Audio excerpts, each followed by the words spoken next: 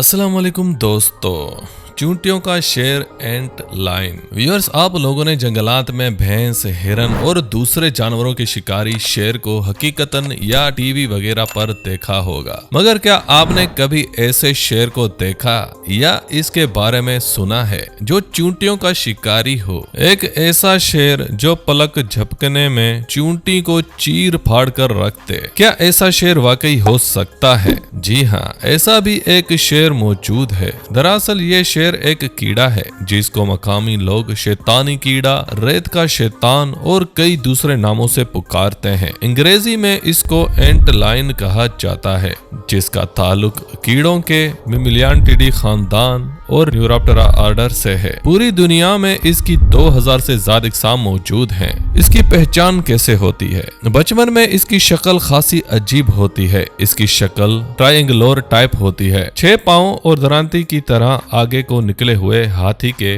दांतों की तरह 2 शिकलें इसे खासा भयंकर बना देती हैं। जवानी में इसके पर निकल आते हैं जो अमूमन इसके जसामत से बड़े होते हैं। जवानी में यह भंभेरी की तरह लगती है, मगर फर्क ये है कि भंभेरी का एंटीना बहुत छोटा होता है जो कि नजर नहीं आता, जबकि इनका एंटीना लंबा होता है। बालिग या जवान कीड़े आमतौर पर दिखाई नहीं देते क्योंकि सूरज गुरूब होने के बाद निकल आते हैं और तुलू होने से पहले छुप जाते हैं। इसकी रहाइश कहाँ है? ये कीड़े ज्यादातर गर्म इलाकों में पाए जाते हैं। बहुत ही कम इकसाम सर्द इलाकों में रहती है। इस कीड़े की ज्यादा इकसाम गर्म और खुश्क इलाकों में रहती है। कुछ इकसाम खंडरात, सड़कों के किनारे, दरिया के किनारे, जंगलात वगैरह में भी रहते हैं। इनके शिकार का तरीका, इसके कुछ इकसाम रेत में एक घड़ा बनाकर शिकार का इंतजाम करते हैं। ये घड़े में छुपकर खुद को रेत या मिट्टी से छुपा लेते हैं। जैसे ही घड़े में चूंटी या कोई और जानदार गिरता है तो ये फौरन उसे पकड़कर रेत के अंदर खींच लेते हैं। इसके घड़े ऐसे माहिराना अंदाज में बने होते हैं कि कोई भी जानदार इसमें गिरकर फिर बाहर नहीं निकल सकता